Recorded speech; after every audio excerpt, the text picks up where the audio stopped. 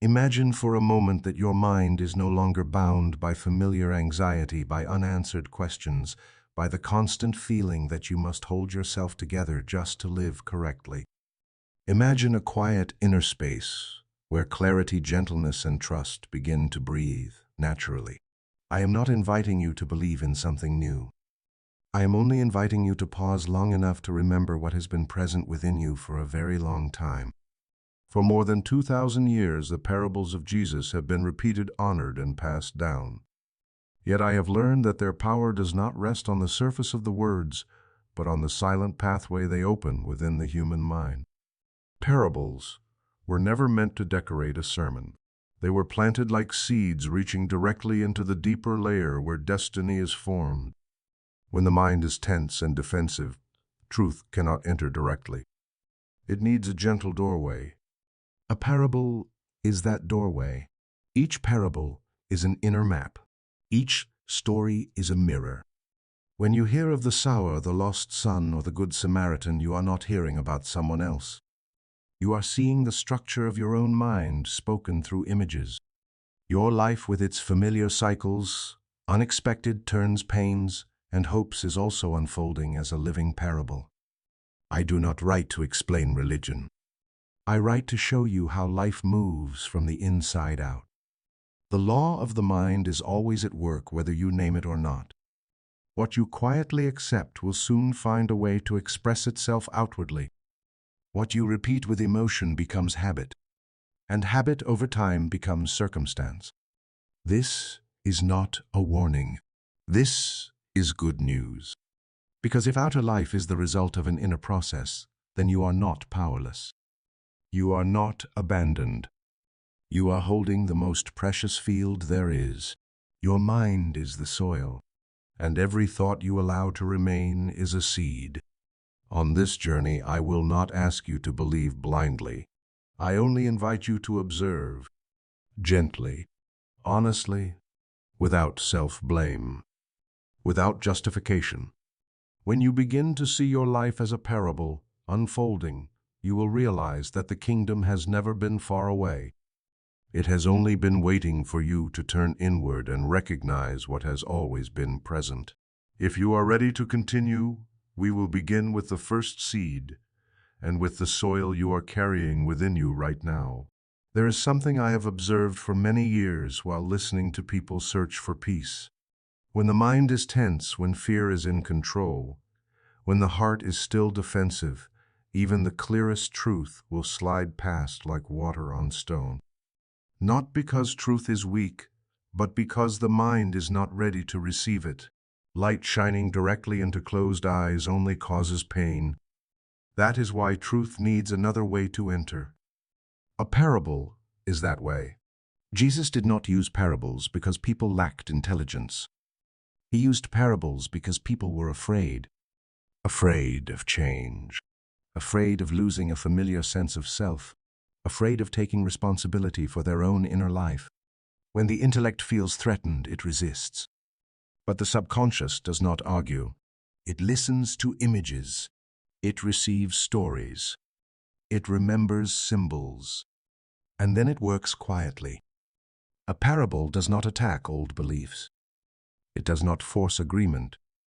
It simply tells a story and gently places a mirror in front of you. When you recognize yourself in it, change begins without debate. That is the wisdom of love. That is how truth heals without causing harm. I often say that the human mind is like a house filled with old furniture. If you rush in and throw everything out, the owner will react. But if you tell them a story about another house, one that is cleaner, brighter, and more peaceful, they begin to wonder. And from that wondering, they open the door themselves. A parable works in the same way. It does not force. It invites. Each parable, therefore, is not meant to be understood by the intellect alone, but felt within. When you hear the story of the sower, some part of you begins to wonder what your own soil is like. When you hear about the prodigal son, another part of you remembers the times you wandered away from inner peace. No one criticizes you. No one condemns you. Yet you see yourself in the story, and that is where true transformation begins. Truth spoken directly often creates two sides, agreement or resistance. But truth told as a parable moves around that conflict. It goes straight to the deepest place where you no longer need to defend an image of yourself, where you are simply a human being finding the way back home. Perhaps that is why many people have heard parables all their lives without feeling offended, yet never truly letting them touch the heart. A parable opens only when the listener is ready, not through knowledge, but through humility, not through blind belief, but through a sincere desire to understand oneself. I do not believe Jesus wanted to hide the truth. I believe he wanted to protect people from misunderstanding truth before they were peaceful enough to live with it. A parable is a gentle garment for truth, allowing it to enter without reopening old wounds. When you hear a parable and feel something stir within you, do not rush to analyze it. Do not ask whether it is right or wrong. Let the story stay with you for a moment. Observe the feelings that arise. That is where the subconscious begins to open the door. And once the door is open, it does not need argument. It will find its place on its own. I want to ask you something right now. As you listen to these words, do you sense a story in your own life being named? Is there an image reflecting you back to yourself? If there is, you do not need to answer me. Just be honest with yourself. And if you are still listening, I thank you for being present. That presence itself is a sign that the soil within you is beginning to soften. If you wish, we will continue. In the next part, I will invite you to look at your own life as a parable unfolding day by day through each choice and each quiet thought. For a long time, people believed their lives were a series of disconnected events. Something happens, then a reaction follows. One success appears, then a failure arrives. They call it fate, luck, or circumstance. But when I look at life through the lens of parables, I see something very different. Life is not a collection of random moments. It is a coherent story being told from within you outward.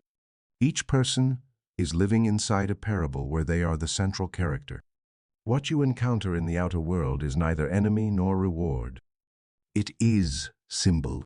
It is reflecting a structure of thought you have been carrying sometimes for a long time, sometimes since before you were even aware of your own thinking.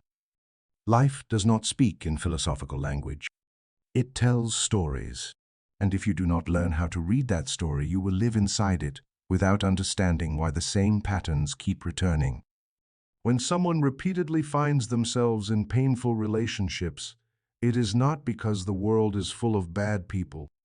It is because there is an idea in their mind that is trying to be seen. When someone keeps striving but never feels enough or at peace, it is not because they have not tried hard enough.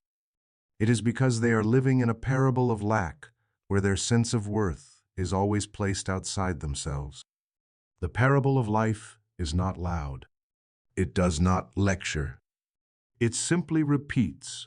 It brings the same lesson back in different forms until you stop and ask why this is happening again, why you react in the same way, why it feels like you are walking in circles. In that question, light begins to appear. Because when you start to see life as a parable, you are no longer its victim. You become its reader. And when you become the reader, you also gain the ability to become the writer. Jesus did not suggest that parables exist only in sacred texts. He used parables because they are the natural language of the human mind. The subconscious understands images, stories, and symbols. It does not respond to commands, but it changes when it recognizes itself in an image reflected at the right moment. You do not need to look far to find your own parable. It is present in very familiar places. In the way you speak to yourself when no one is listening. In what you believe cannot be changed. In the fears you explain away with reasonable arguments. Each belief is telling a story, and that story is quietly guiding your choices, your actions, and the way you respond to life. I have met people living in a parable of self-blame. No matter what they do, they feel it is never enough. Every opportunity is colored by anxiety. I have also met people living in a parable of defense. Always expecting to be hurt, they build walls so high that nothing can reach them, not even what is good. And I have met people living in a parable of quiet hope. Even in difficulty, they keep an inner stillness where they trust that something good is still at work. No one consciously chooses their parable at the beginning. These stories form through experiences, rushed conclusions, and beliefs repeated long enough to feel true. But what matters is this: no parable is a life sentence. The moment you recognize the story you are living in, you are already standing at the doorway of change. Change does not begin by fighting circumstances.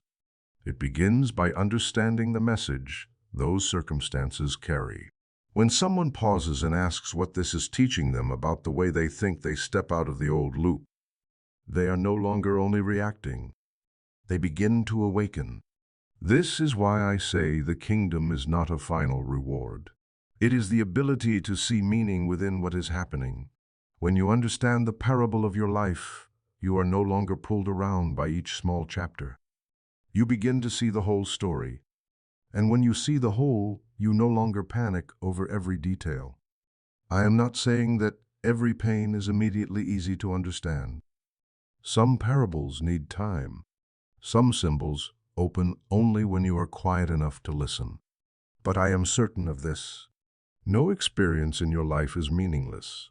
No situation appears only to punish you. Everything is trying to tell you something about yourself, about what is moving within you.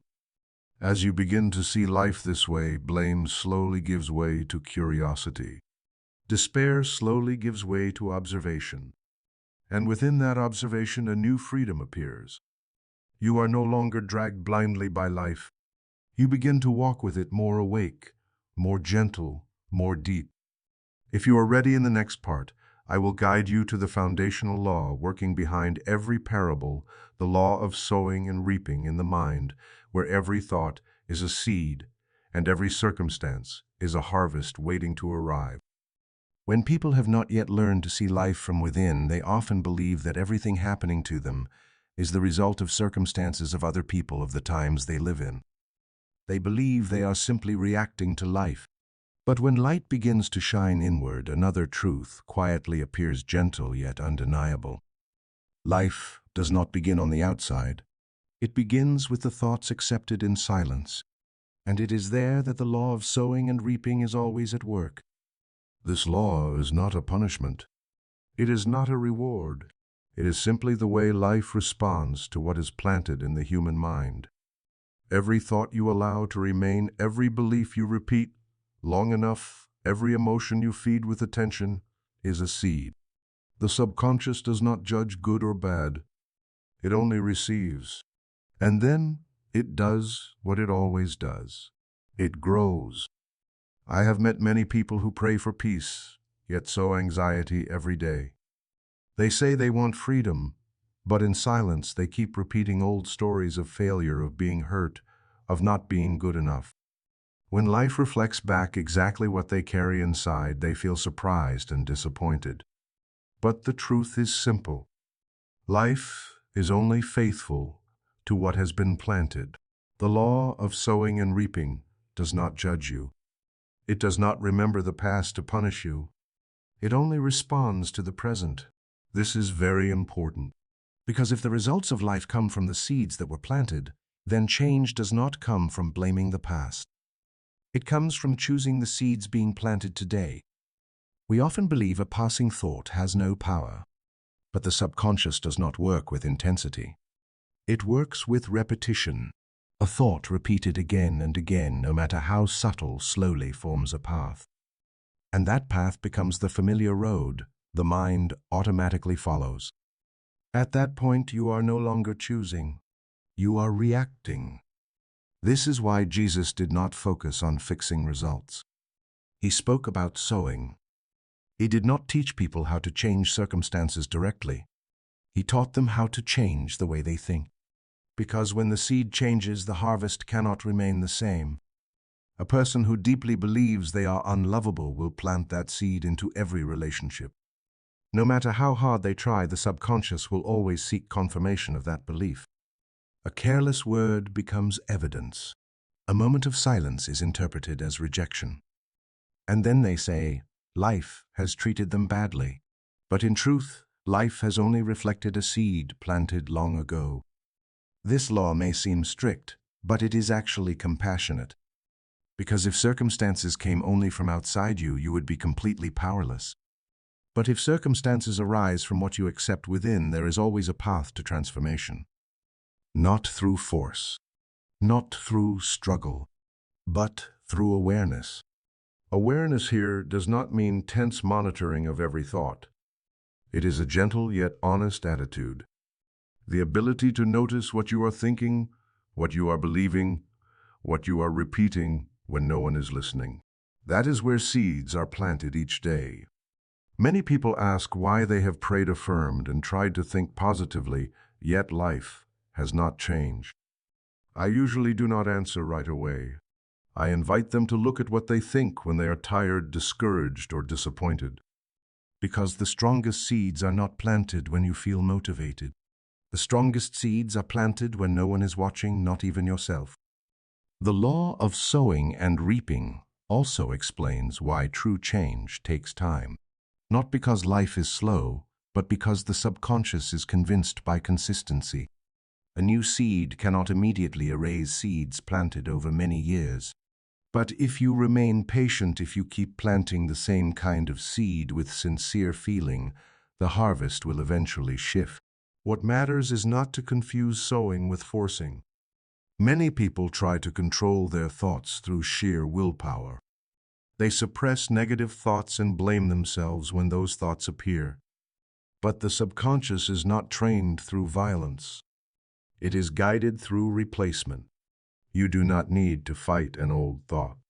You only need to plant a new one often enough and gently enough until it naturally takes its place. When you understand this law, you stop blaming others. Not because they did not cause pain, but because you see that your response is the soil that matters. Two people can go through the same event and harvest completely different outcomes. Not because the event was different, but because the seeds were different. One person sees failure as proof of inadequacy and plants more fear. Another sees failure as a signal for adjustment and plants growth. The law of sowing and reaping does not take sides. It stands with the seed. As you begin to live with this awareness, you stop rushing to fix outer life. You turn inward and ask, what am I planting each day? What story am I feeding about myself? What belief am I repeating when there is no one there to challenge it? This is not a journey of self-blame. It is a journey of reclaiming authorship. You do not need to be perfect. You only need to be honest. From that honesty, new seeds will naturally appear.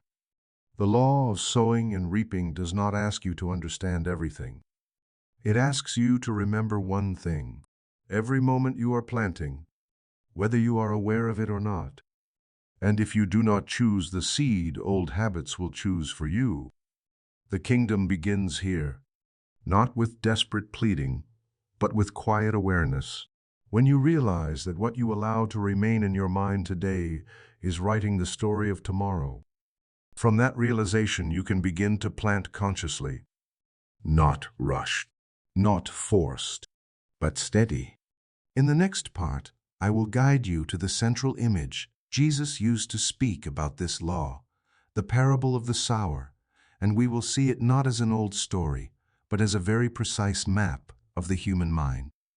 I want you to set aside for a moment the familiar image of a man walking into a field with a bag of seeds in his hand.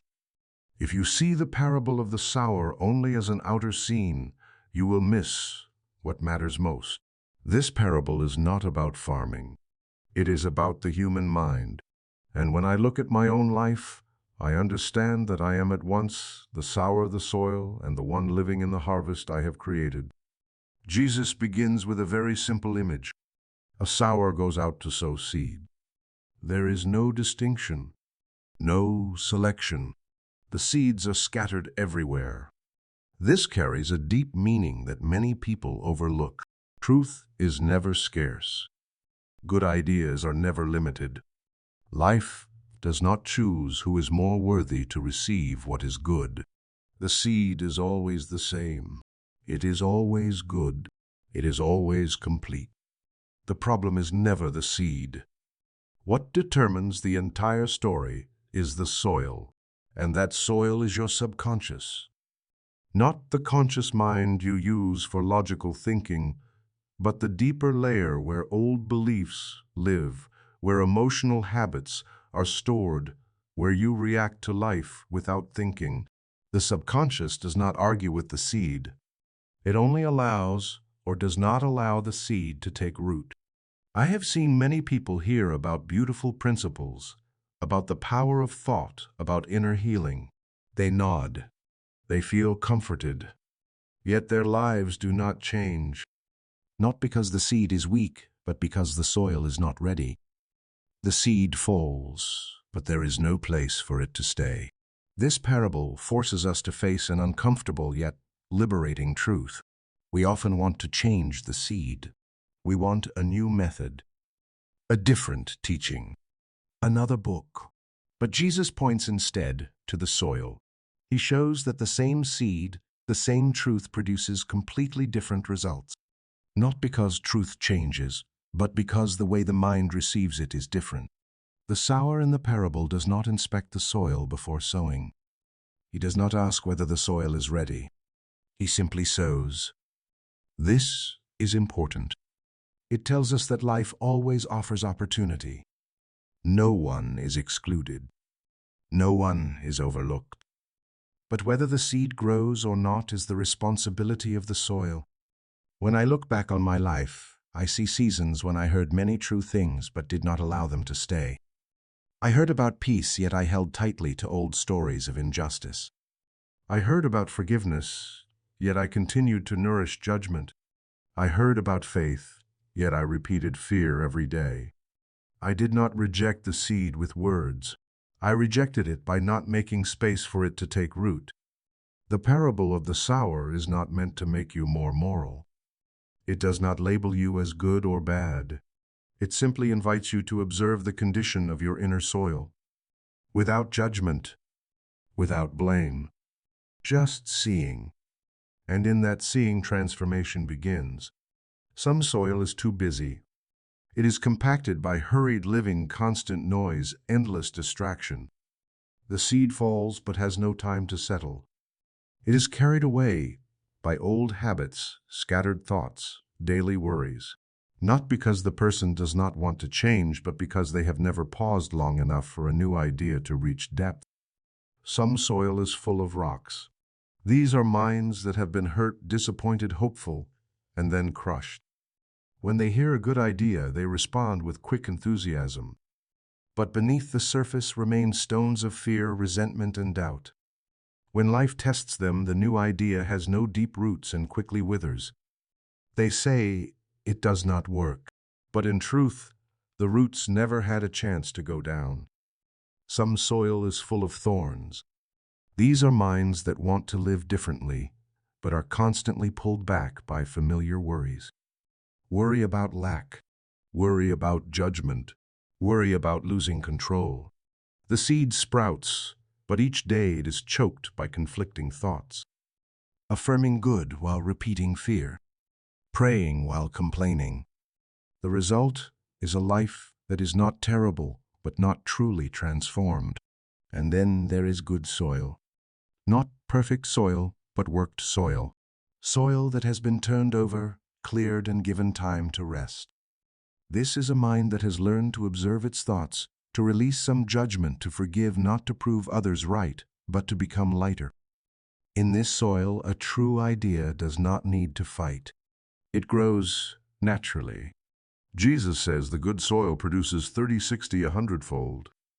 These are not material numbers. They are symbols of multiplication. A small idea of peace can spread into how you speak, how you work, how you respond. A small belief in your own worth can change the entire direction of your life. This parable is not meant for comparison. It is not asking why someone else harvests more. It is inviting one personal question. What is the condition of my soil today? I want to pause here and ask you something. When you look at your life right now, which kind of soil do you most resemble? You do not need to answer me. But if you notice something, know that this noticing itself is a sign of inner movement. And I thank you for staying with that question. Before we move on, I want to invite you to do something very small, but very real. If you feel ready to look honestly at the soil of your mind, you may leave a comment. You can write, "I am ready to change." Or simply write the number 1. Not to prove anything, only to mark a moment of presence and listening to yourself. And I thank you for that presence. In the next part, we will go deeper into each type of soil, beginning with the soil beside the path, where many good ideas have passed through, but were never allowed to remain. In the parable of the sower, Jesus speaks about the first type of soil very briefly. The seed falls beside the path, and the birds come and eat it. There is no drama, no tragedy, no resistance. The seed is not burned. It is not choked. It simply never has a chance to stay. And it is this simplicity that hides a very deep issue in human life. The soil beside the path represents a mind that is always open, but never retaining. It is a mind that hears a lot, knows a lot, encounters countless good ideas, yet rarely allows anything to move beyond the surface. Not because the person is malicious, not because they resist truth, but because their mind has grown accustomed to speed, to skimming, to reacting rather than reflecting. I have met many people living in this state. They hear something true and nod. They read a meaningful sentence and feel comforted for a moment. But soon after, they return to old worries, familiar reactions and stories they have been repeating in their mind for years. The seed touches the ground, but the soil is too hard for it to sink in. The path is a place of constant traffic. It is compacted by footsteps, by non-stop movement, by too many directions crossing through it. A mind like the path is the same. Always busy, always noisy, always something to respond to. In such a mind, truth has no space to settle. Not because it is unwelcome, but because it is never given priority. The birds in the parable are not outside forces stealing the seed.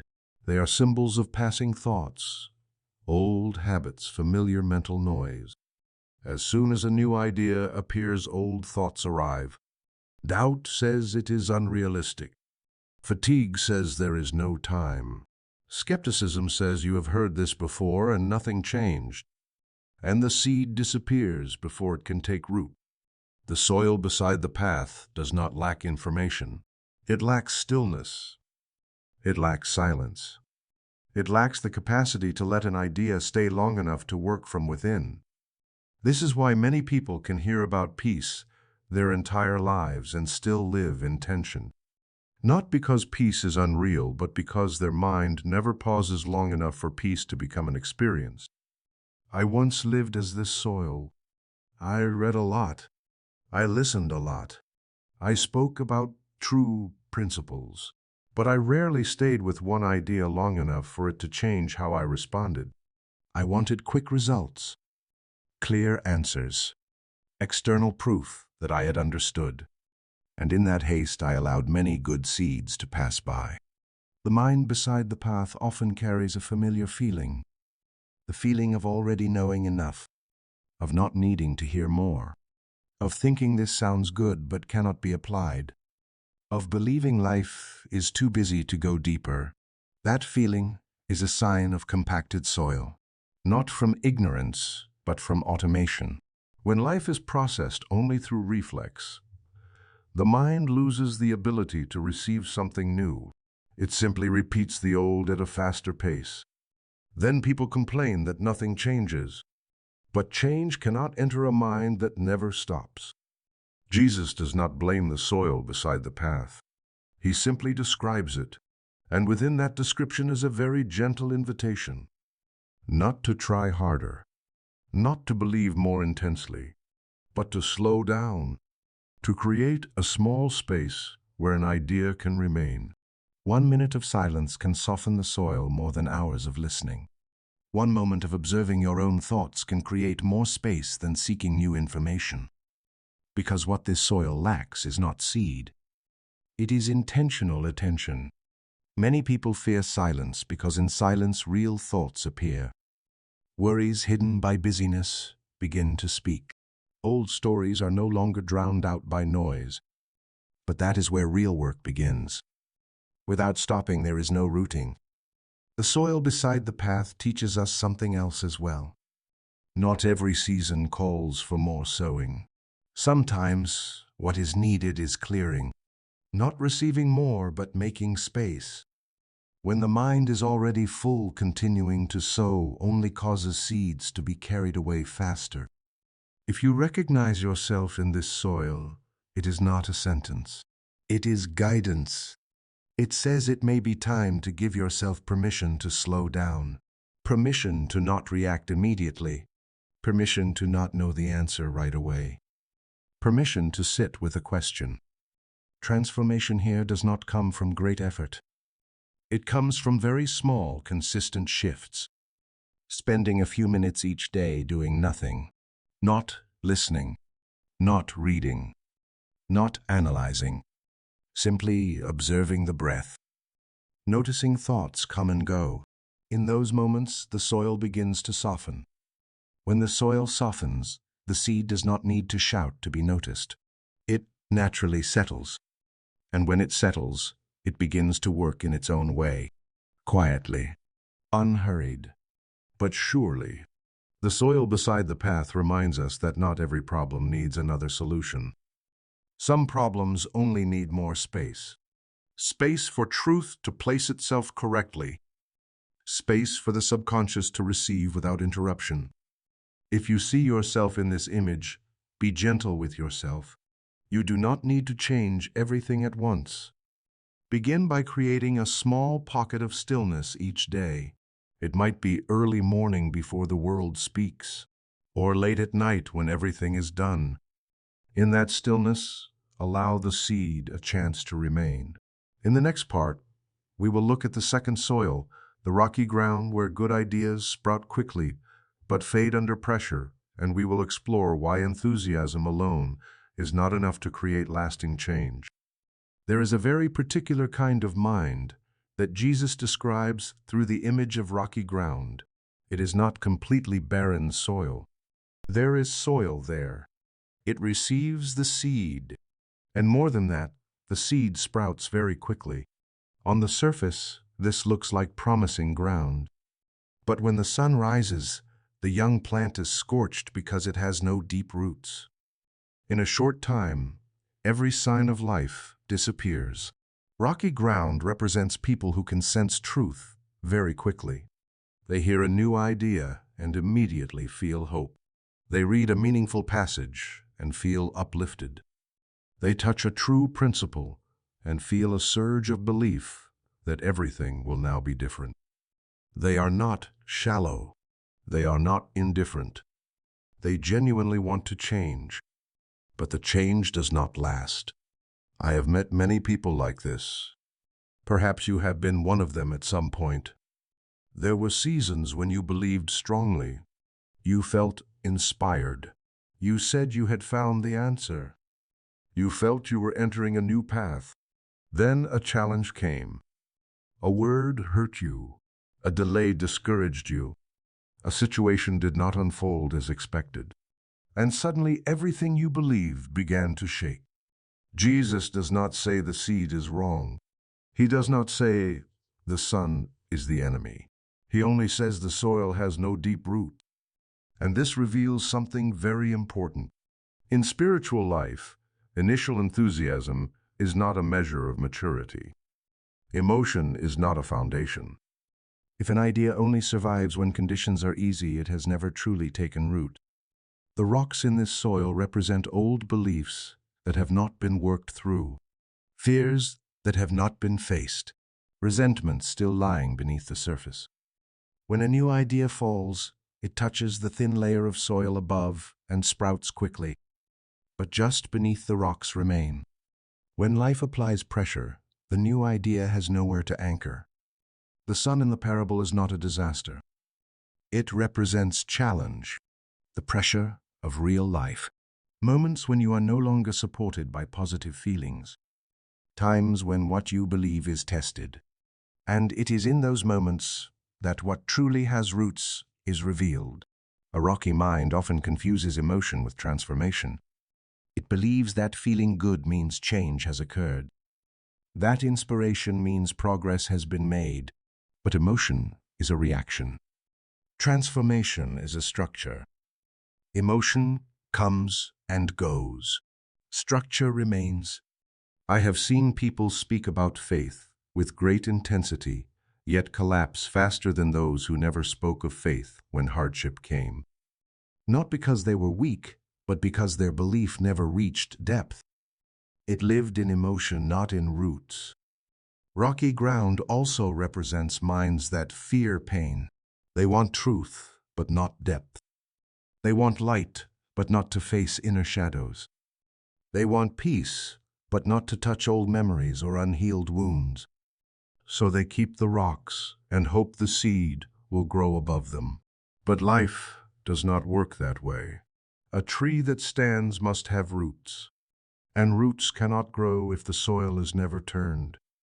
This means you cannot avoid inner work and still expect lasting change. Not to dig painfully into the past, but to honestly see the beliefs quietly shaping your reactions.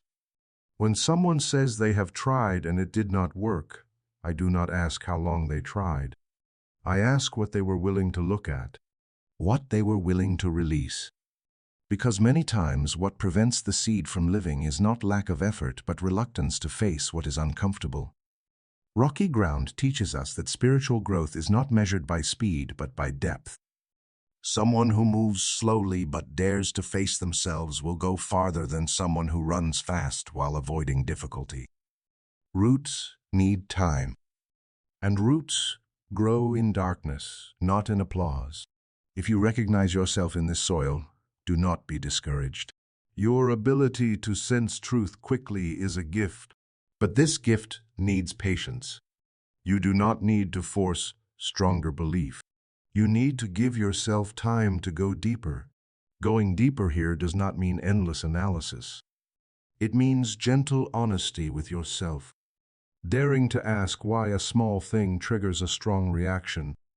Daring to look at familiar fears hidden behind logic. Daring to admit that some parts of you still do not believe even if your words say otherwise. When you begin to work with these rocks, something changes. New ideas no longer need to sprout quickly. They grow more slowly, but each step is steady. When challenge comes, they do not disappear. They grow deeper. Transformation in rocky ground does not come from avoiding the sun. It comes from preparing the roots. When you no longer fear challenge or see difficulty as failure, but as part of the process, you begin to notice the difference. You do not quit when emotion fades. You continue because your roots are placed where they are not easily shaken. In the next part, we will move into the third soil, the soil full of thorns, where many people live their entire lives caught between hope and self-obstruction, and we will explore what those invisible thorns truly are in the human mind. Among the three types of soil, Jesus describes the soil full of thorns as the one that has troubled me the most, because this is not a shallow mind.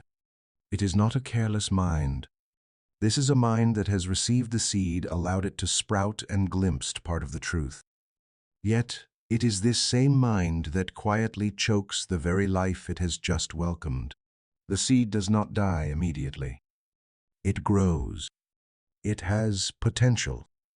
But around it, thorns grow faster, stronger, more persistent. In the end, the young plant does not die from lack of truth. It dies from being crowded out. The thorny soil represents people who want to live by truth yet cannot release familiar worries. They believe in what is good, but they also believe in fear. They pray for peace, yet they continue to feed tension. They speak of faith, yet inside they are still calculating, comparing, guarding themselves. This is the soil of inner contradiction. Not loud or dramatic contradiction, but quiet, ongoing conflict, repeated day after day. One part wants to move toward the light. Another part is afraid to let go of old habits, even though those habits are exhausting. Jesus says the thorns are the worries of life, the deceitfulness of wealth and other desires. But if we understand this only on the surface, we miss the heart of it. Thorns are not only money or work. They are any ideas that take so much attention that there is no room left for a deeper truth. Worry is not caring about life. Worry is when the mind keeps returning to negative scenarios that have not happened. When you live more in an imagined future than in the present, you actually have. When you believe that if you do not worry, everything will fall apart. Deception is not having material comfort. It is believing that your value is defined by external things. Measuring safety by quantity. Thinking that only after having a little more you are allowed to rest. Other desires are not healthy aspirations. They are desires born from a sense of lack of recognition, lack of love, lack of certainty. And because of that lack, you keep searching but never feel satisfied. All of these become thorns. And thorns do not need to destroy the seed. They only need to take the light, the water, and the space. Truth is not denied. It is simply overshadowed. I have met many people living in this soil. They understand true principles clearly. They speak well about healing faith awareness. Yet their lives remain in between. Not terrible, but not truly peaceful. Not hopeless, but not free. They often say they have no time, yet they have plenty of time for worry. They say they want to believe, but in the same day they affirm something good and then undo it with a familiar complaint. The seed grows then is choked by thoughts they consider normal. The thorny soil is dangerous, not because it is bad, but because it deceives. It gives the feeling of progress, of understanding, of being on the right path. Yet inside you are still pulled back into old patterns. And because you do not collapse immediately, you think everything is fine. Until one day you realize you have been tired for a very long time. Jesus does not say the thorns must be pulled out all at once. He simply describes what happens when they are left to grow. And within that description is a very practical invitation.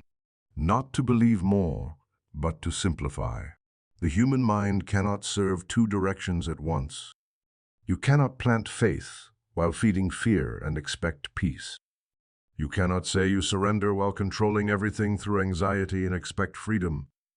Not because you are wrong, but because the law of the mind does not allow it.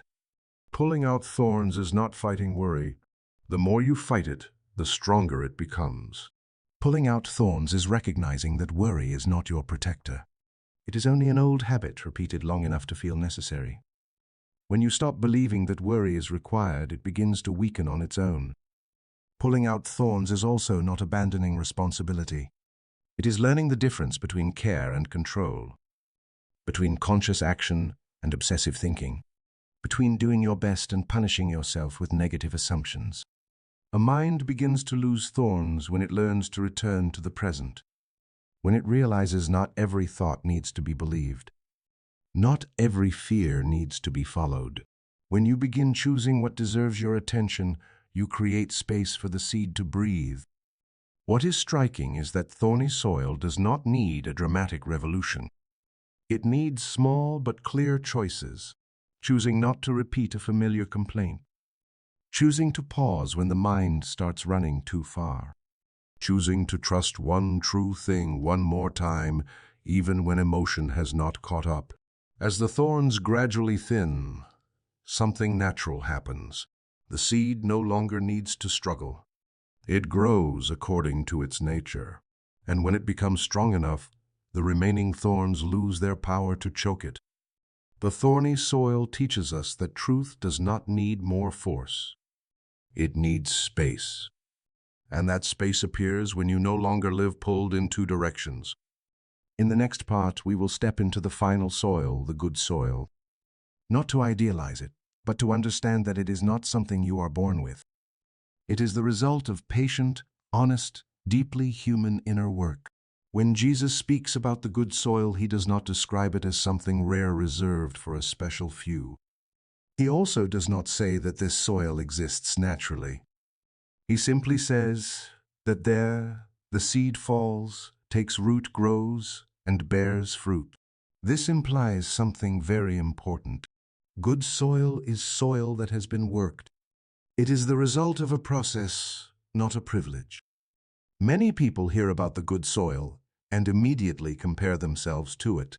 They assume it belongs to those who have reached a certain spiritual level where there is no anxiety, no doubt, no mistakes. But when seen this way, the good soil becomes a distant ideal instead of a very practical direction. Good soil is not soil that never has weeds. It is soil where weeds are noticed and tended to. It is not soil that never experiences dryness. It is soil that is watered at the right time. It is not soil that never faces heat. It is soil that has enough depth not to be scorched when the sun rises high. What makes the difference is not the seed. The seed is always the same. What makes the difference is the attitude of the inner gardener within you. An attitude of observation, care, adjustment, and patience. A mind becomes good soil when it learns to take responsibility for what it allows to remain. Not through tense control, but through gentle awareness. You begin to notice that not every thought needs to be believed.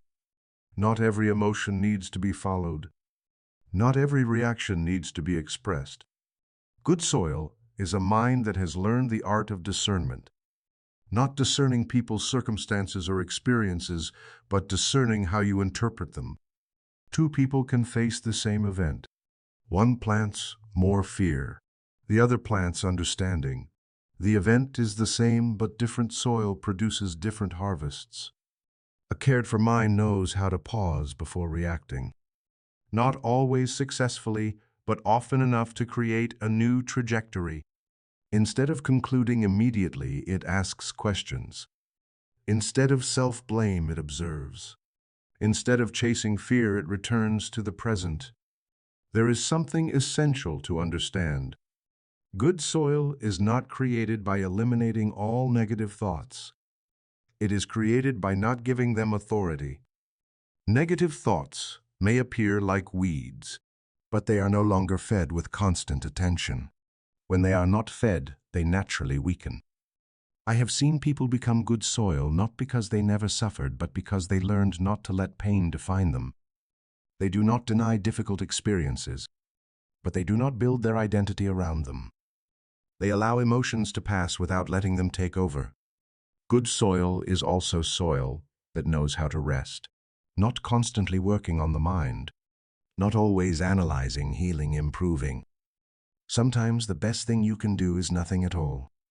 Let the mind breathe. Let the subconscious reorganize itself in silence.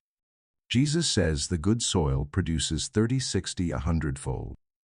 This is not a promise of quantity but of expansion. When a true idea takes root in the mind, it does not stay in one area. It spreads. It changes how you speak, how you work, how you face failure, how you see others. A person with good soil is not someone who never worries. But when worry appears, they do not treat it as absolute truth. They see it as a signal to return inward. A person with good soil is not someone who never doubts, but they do not allow doubt to guide their decisions. What is special about good soil is that it does not need excessive protection. When the mind is deep enough, it is not easily shaken by outer changes. Praise does not inflate it. Criticism does not collapse it. Success does not make it arrogant. Failure does not make it hopeless. Good soil is built through very small but consistent actions, taking time each day to listen to what you are thinking, being willing to adjust a familiar thought when you see it no longer serves you, being willing to forgive, not because others deserve it, but because you do not want to carry extra weight. It is also built through honesty. Honesty with your emotion. Honesty with what you do not yet understand. Honesty with your current limits. Not pretending to be peaceful when there is still turbulence inside, but also not despairing because you are not perfect. Good soil does not require you to change who you are entirely. It only asks that you be more present with yourself. Present when joyful. Present when sad. Present when you do not know what to do next. When you live this way, the seed does not need to be planted in abundance. A simple idea of sufficiency can nourish an entire day. A moment of stillness can calm a chain of reactions. One small choice can open a new direction. I want to pause here and ask you something, not for you to answer me, but to listen within. When you look at your life right now, how cared for is the soil of your mind? Where have you tended it well? Where might you have neglected it? If you are listening this far, I want to thank you. Not because you have understood everything, but because you stayed with yourself long enough to hear these words. That presence itself is the clearest sign of soil that is already becoming better. In the next part, we will leave the image of the field and move into another parable where Jesus speaks of weeds and wheat to help us understand how to meet negative thoughts without destroying the inner work we are doing. I want to tell this part in the first person because this is a lesson I had to learn through very real experience. For a long time, I believed the spiritual path was a path of removal. Removing bad thoughts, removing negative emotions, removing the parts of myself I believed were wrong. I thought that if I was strict enough, disciplined enough, correct enough, only wheat would remain, only what was good. But I noticed that I was becoming more tense. The more I tried to pull out weeds, the more I damaged the soil itself. And it was in that exhaustion that the parable of the weeds and the wheat opened to me in a completely different way. Jesus says that the owner sowed good seed. But while people were asleep, weeds were sown among the wheat. When the plants grew, both wheat and weeds appeared together. The servants immediately wanted to pull out the weeds, but the owner stopped them and said to let them grow together until the harvest, so that pulling the weeds would not uproot the wheat as well. The first time I read this, I did not understand it. I thought that if weeds were bad, they should be removed as soon as possible. But the deeper I went inward, the more I understood that Jesus was not speaking about morality. He was speaking about the mind. The wheat represents true ideas, healthy beliefs, awareness that is taking root. The weeds represent old habits, lingering fears, reactions formed from the past. And what matters most is this: they often coexist for a long time. My biggest mistake was trying to pull out the weeds as soon as I noticed them. Whenever a negative thought appeared, I immediately fought it. I blamed myself. I judged myself. I told myself I was going in the wrong direction. What I did not see was that this tension was uprooting the young wheat I was trying to grow. There was a season when I began living with a new belief, yet old fears were still present. I thought this meant I was not good enough. I forced myself to be positive. I did not allow myself to be weak. The more I forced, the more exhausted I became. And it was there that I understood something very deep. Transformation does not happen through inner violence. It happens through maturity. Jesus does not say to ignore the weeds. He says to wait until the harvest. This means allowing awareness to grow deep enough.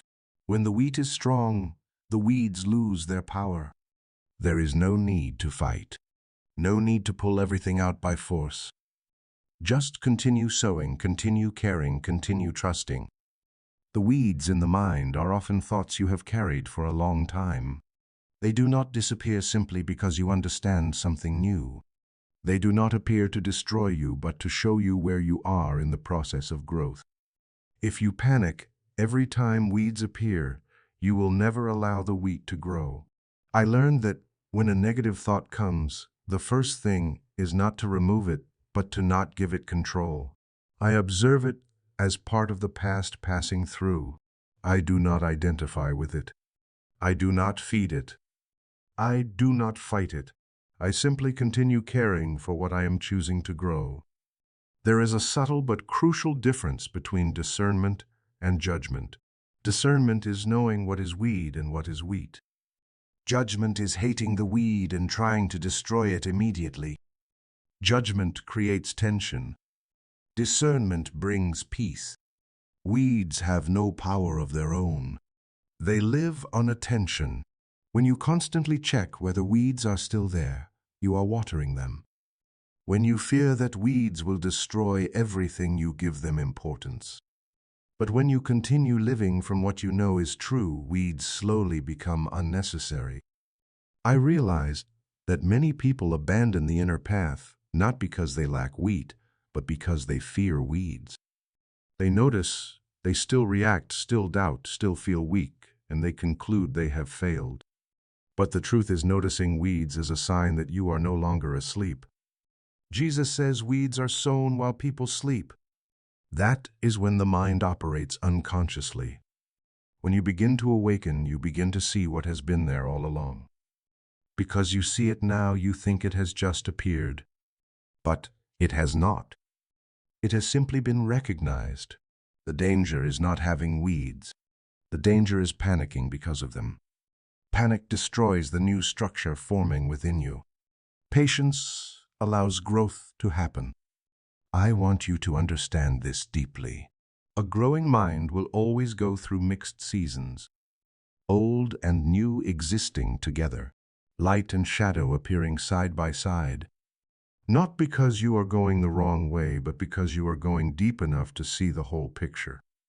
The harvest in the parable is not an external moment. It is a state of mature awareness, when you are no longer pulled by weeds, when you no longer need to react to every thought, when you are steady enough to choose what you live by.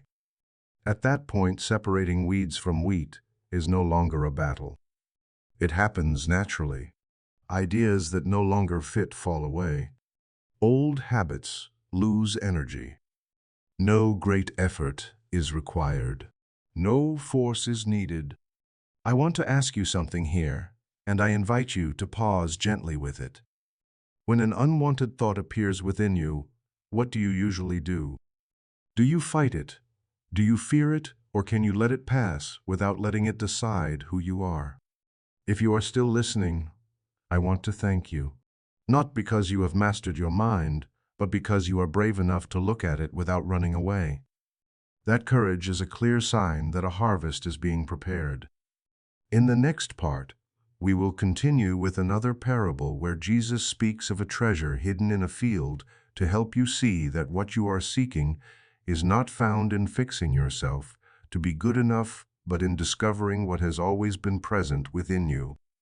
For a very long time, people have searched for change as if it were somewhere ahead of them.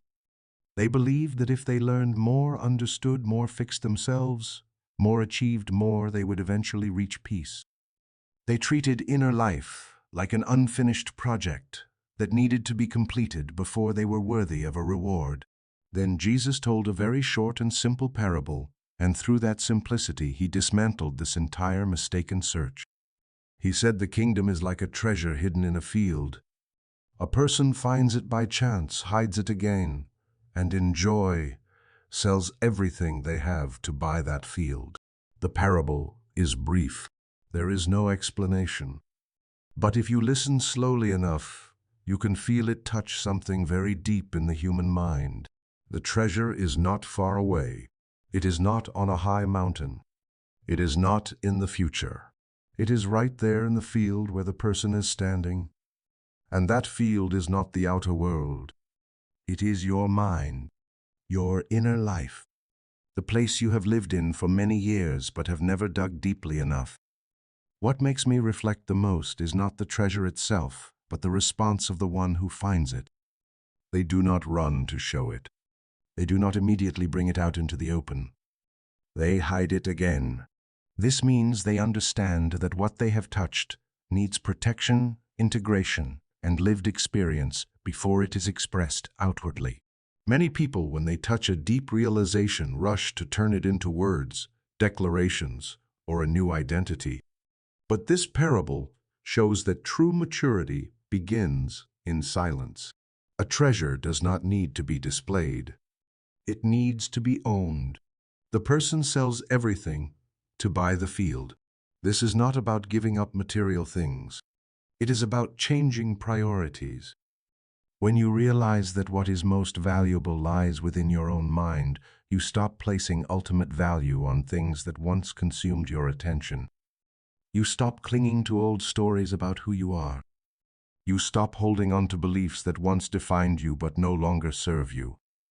Selling everything is not loss. It is release.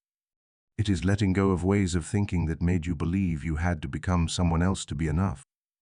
It is giving up the role of the endless seeker and becoming the guardian of what has already been found. The treasure in this parable is not a gift given from outside. It is recognition. Recognizing that you have always had the capacity for peace. Recognizing that you are not lacking what is essential. Recognizing that what you have been seeking all along is not something to be created, but something to be uncovered. Many people live their entire lives on their own field, while constantly looking elsewhere. They compare, they study, they strive. And during all that time, the treasure remains buried, covered by familiar thoughts, old conclusions, and fears that have never been questioned. This parable does not say that learning is wrong. It only says that learning cannot replace digging. You can know a great deal about truth, but if you do not spend time staying with yourself, facing what is actually operating in your mind, the treasure remains untouched. One very important thing to understand is that the treasure is not excitement. It is not a peak emotional state. It is an inner stability, a steadiness that does not depend on circumstances, a knowing that life is not threatening you from the outside because your roots are placed where they are not easily shaken.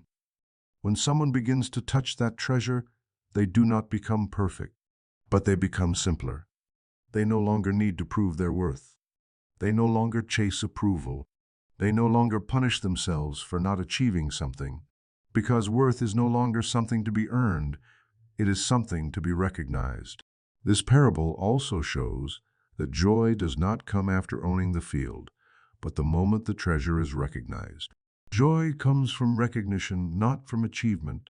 When you know that what is essential is already within you, the pressure to become someone dissolves. And in that dissolution, peace finds room to stand. There is a very common mistake on the inner path.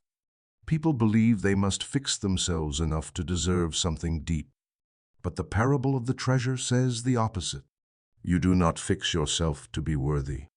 You recognize the treasure, and then change happens naturally, gently, without struggle. When you know you are not empty, you no longer act from lack. When you know you are not lost, you stop rushing. When you know that what is most valuable cannot be taken away, fear loses its grip. I want you to pause here and ask yourself a very simple but honest question. If the treasure is already within you, what keeps you searching outside? What makes you believe you are not enough? What makes you delay digging into your own field? Not to blame yourself, only to recognize. Because the treasure does not open to force.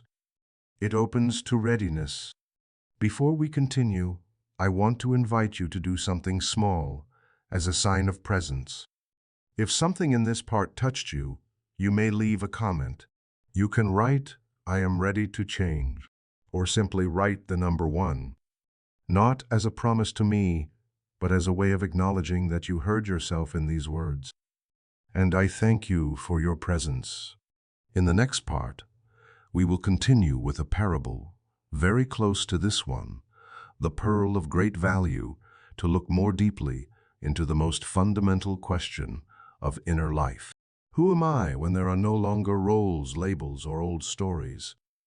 There is a question that sooner or later every human being encounters. Not when they succeed, but often when they are tired. Not when everything flows smoothly, but when familiar roles begin to crack. The question is simple, yet very deep. Who am I when there is nothing left to hold on to? Jesus tells a very short parable that goes straight to this question. He says the kingdom is like a merchant searching for fine pearls. When he finds one pearl of great value, he sells everything he has to buy it.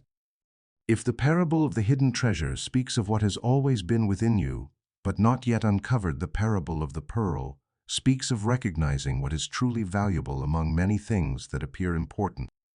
The merchant in this parable is not accidental. He is searching.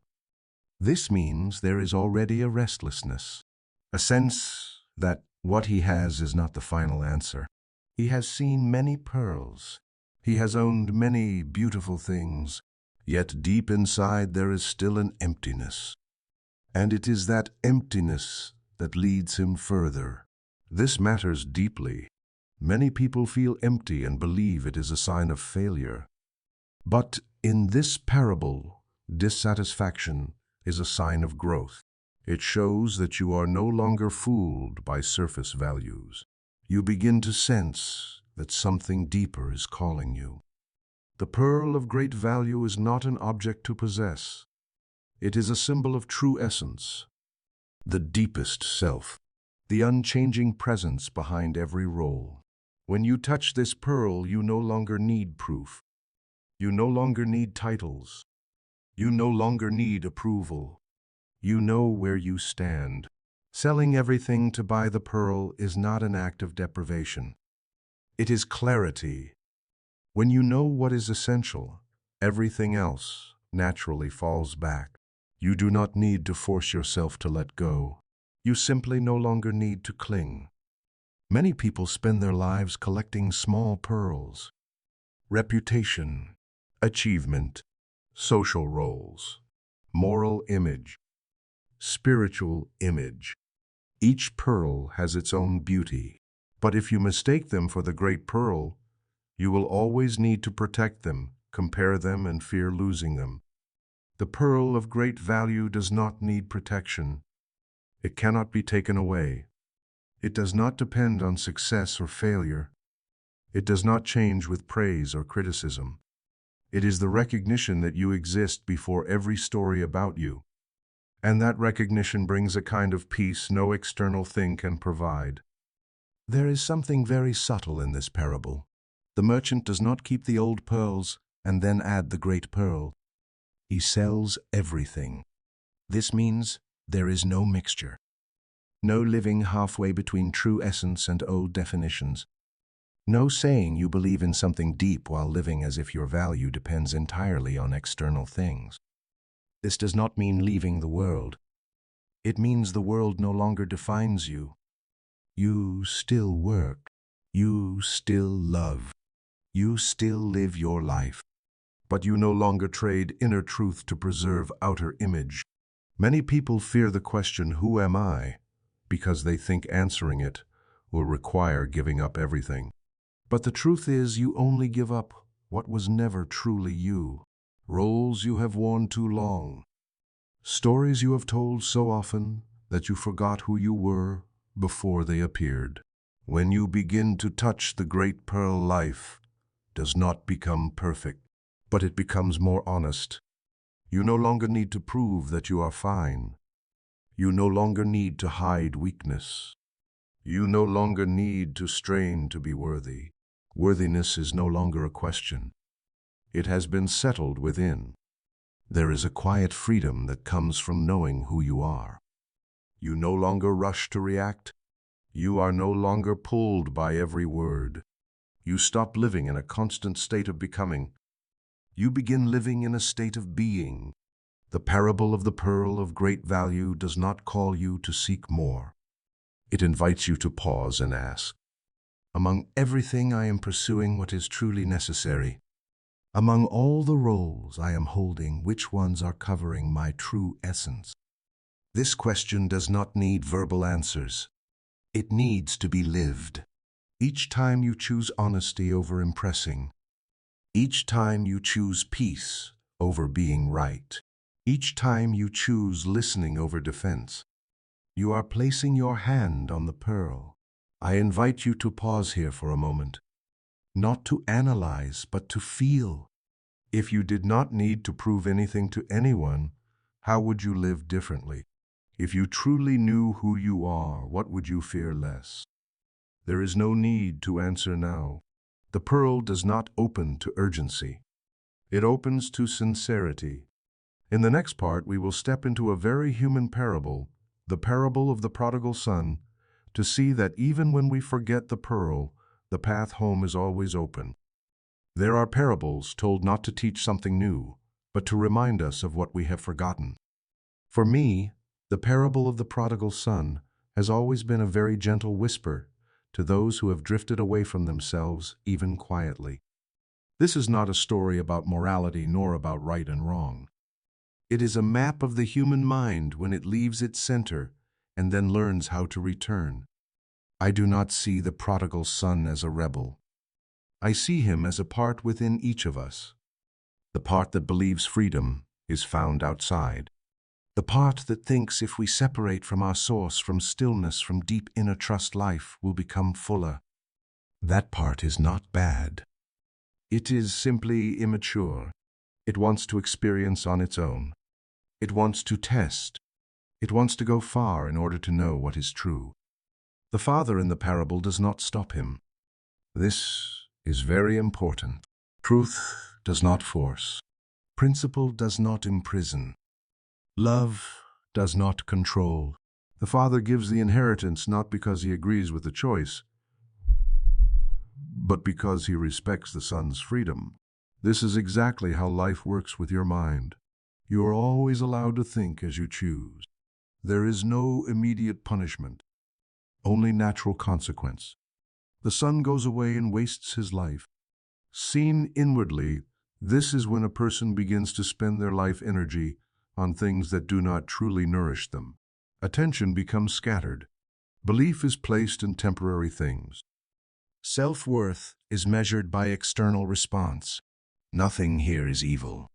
It is a stage of learning. But as with all journeys away from the center, depletion eventually appears. The famine in the parable is not random disaster. It is the natural result of a mind disconnected from its source. When you lose contact with your true nature, you begin to feel empty. You try to fill that emptiness with work, relationships, achievement, recognition. But the hunger does not disappear. It only quiets briefly, then returns stronger. The detail of the son feeding pigs and longing to eat their food carries deep meaning. It is the lowest state of the mind, when a person not only forgets their worth, but begins to identify with what harms them. They accept thoughts of failure, uselessness, unworthiness. Not because they want to, but because they have forgotten who they are. Then, a very important moment appears. The son comes to himself, not because someone rescues him, not because of a miracle, but because he remembers. He remembers there was once a place without lack. He remembers there was once a state of enough. He remembers he was not born for this hunger. Return always begins with inner memory, not memory of the outer past, but memory of essence. A vague yet real sense that life once felt different, more peaceful, more whole, less afraid. That memory awakens the first step home. The son does not return with demands. He does not claim his position. He only hopes to be a servant. This reflects a familiar stage in inner life. When people turn back toward truth, they often carry guilt. They believe that because they went far, they are no longer worthy. They accept a smaller life as long as they can stay near the source. But what makes this parable healing is not the repentance of the son, but the response of the father. The father does not question. He does not investigate. He does not repeat the past. He runs to meet him. This goes against human logic of punishment, yet it aligns perfectly with spiritual law. When the mind returns to truth, truth does not accuse. It restores.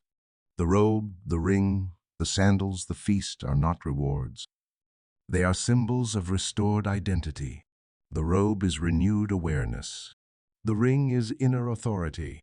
The sandals are the ability to walk steadily in life. The feast is the natural joy that arises when separation ends. There is another character many overlook: the older brother. He never leaves. He stays. He works hard, yet he is not joyful. This is the image of a mind that obeys, but is not free.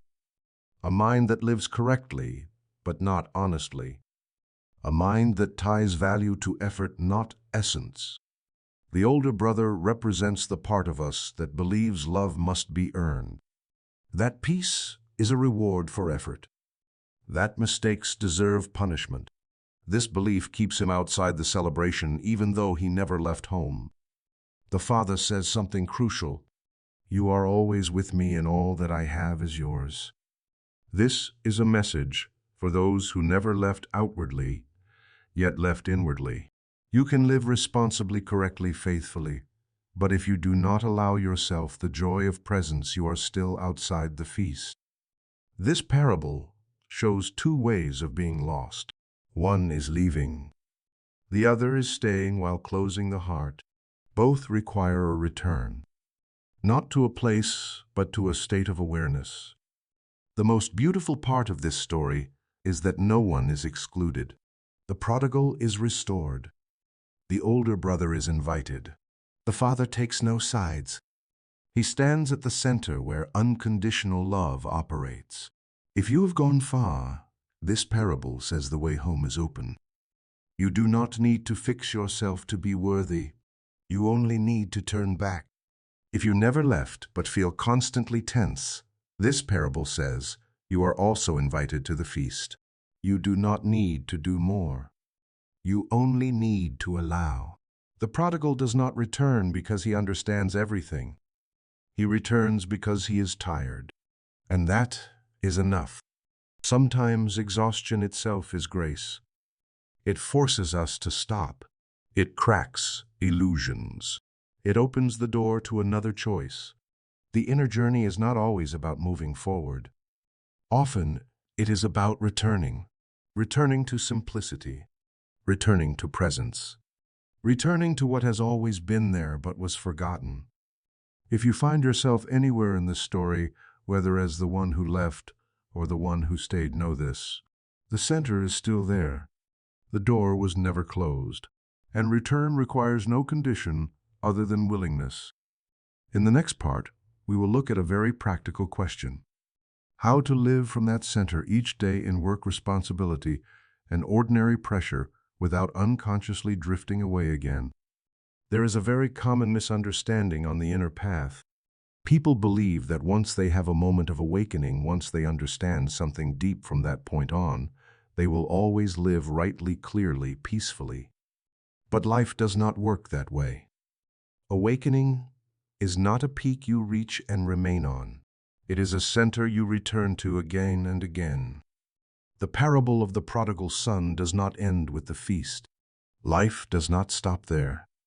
After the celebration, there are still new days, work, responsibilities, and very ordinary frictions. The real question is not how to return, but how to stop leaving unconsciously. Leaving is not always a big action. It often happens quietly. When you wake up in the morning and immediately let your mind be pulled into worry. When you react to someone's words without pausing. When you work all day and lose the sense of yourself. When you live your role well but forget your inner presence.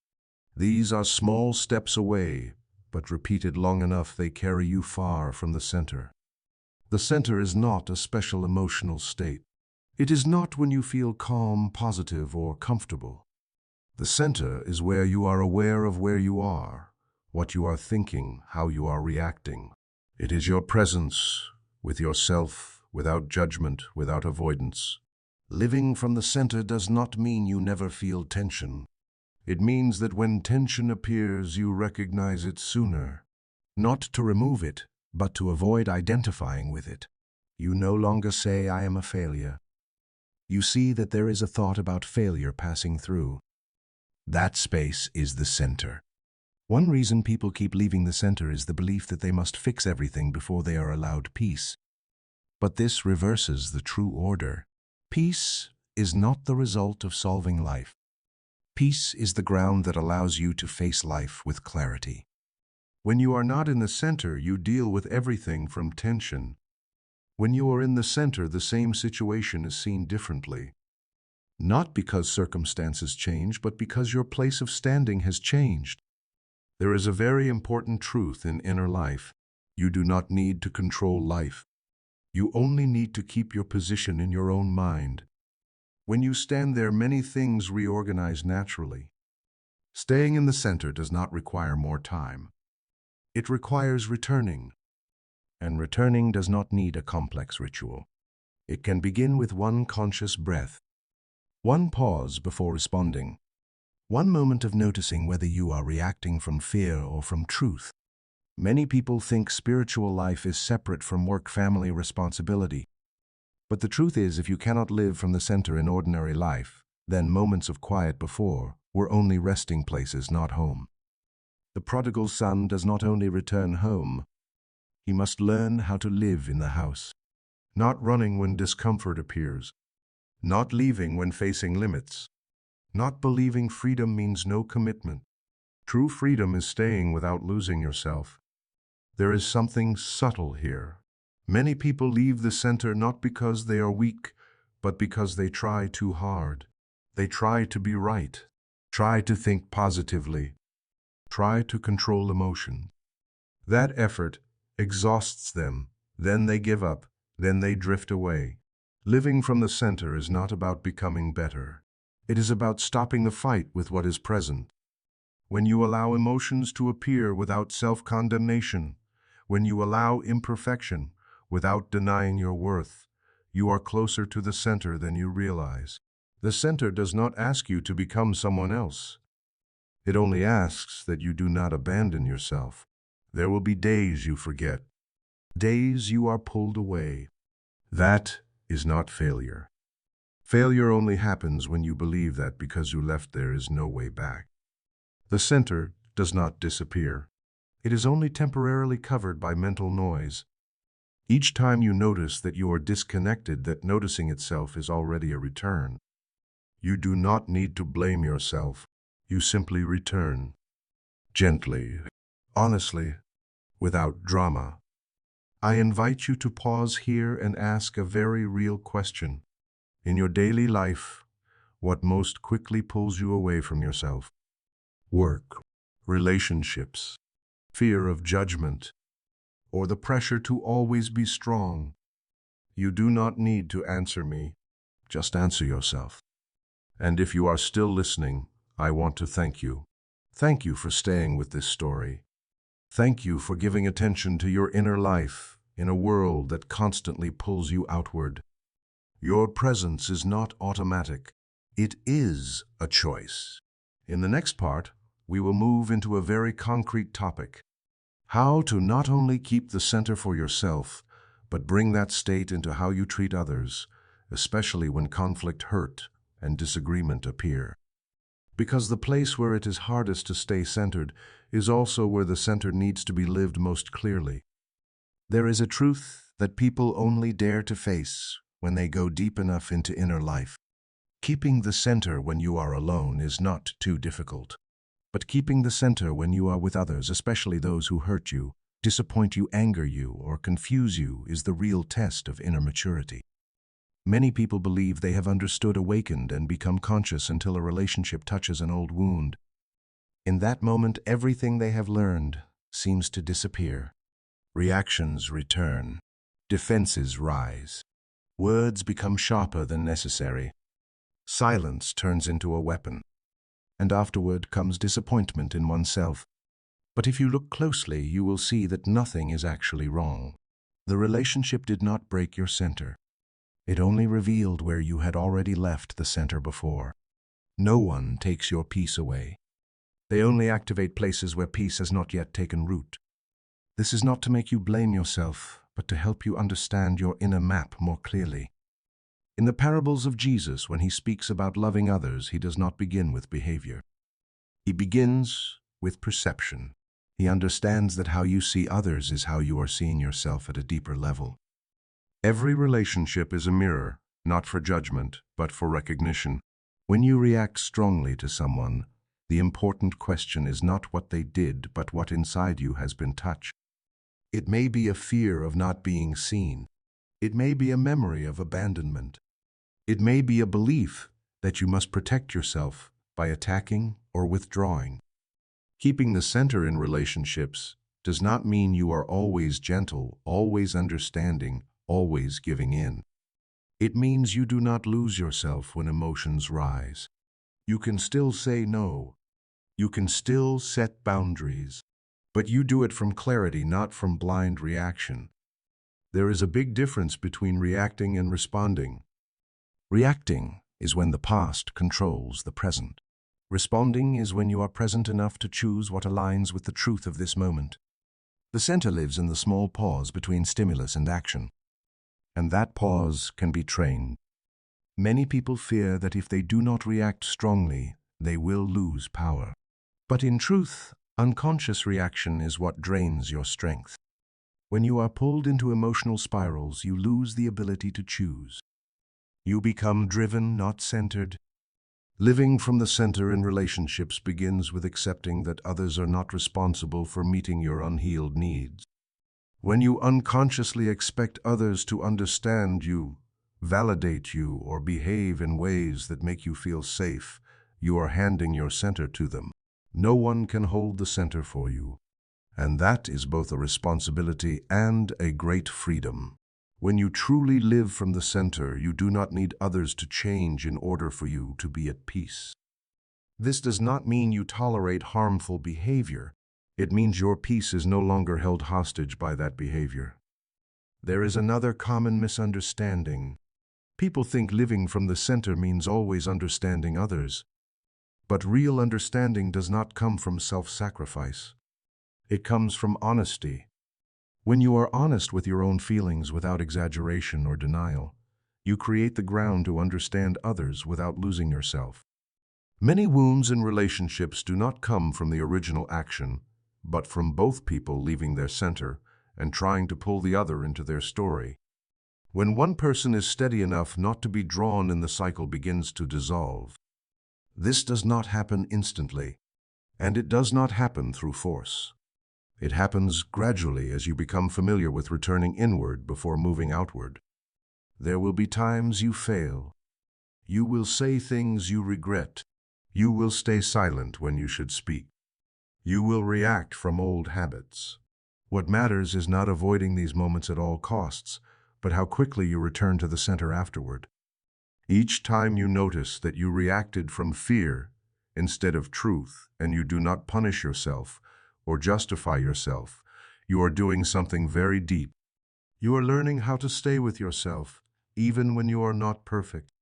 Relationships are where the center is refined, not to become harder, but to become more real.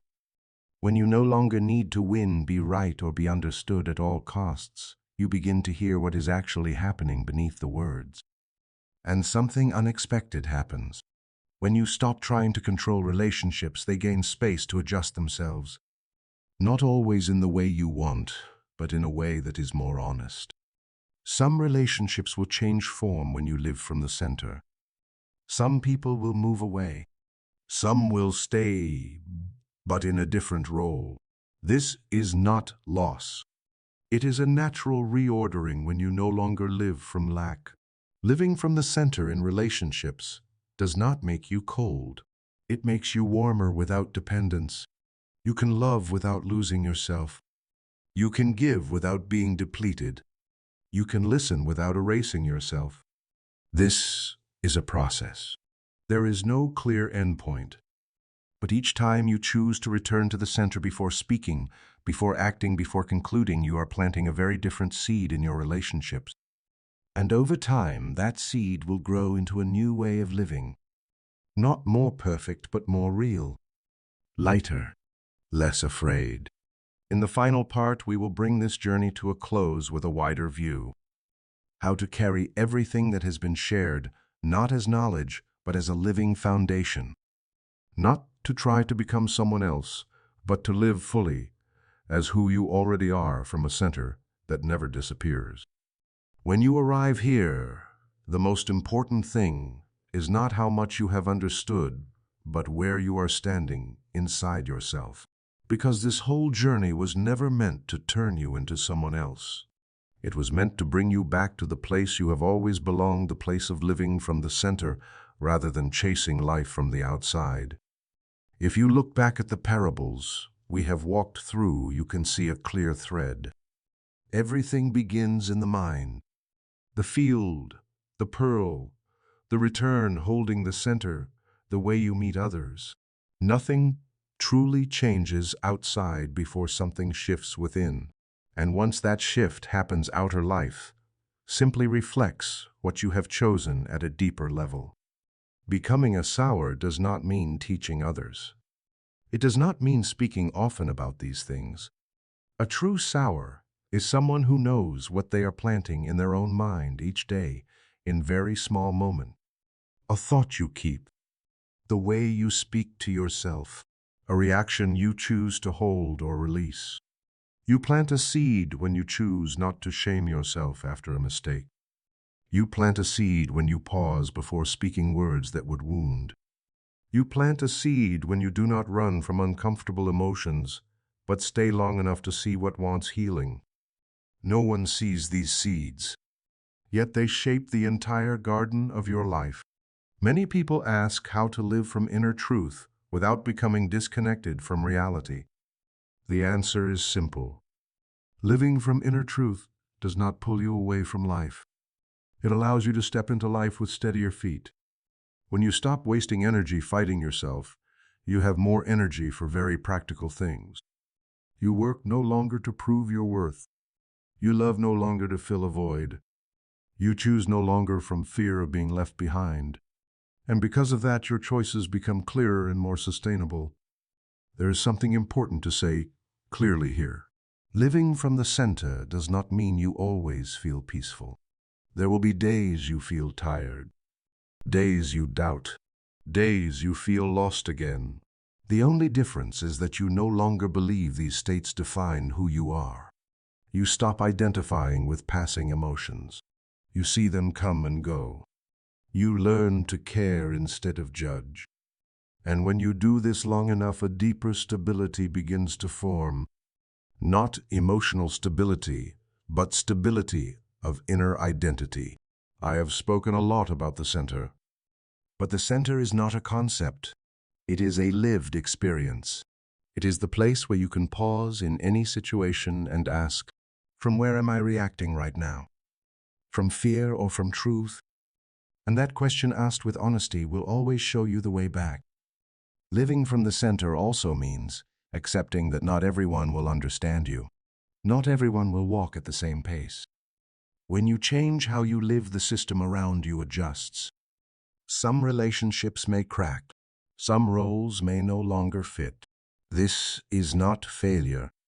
It is a natural reordering when you stop living from old habits.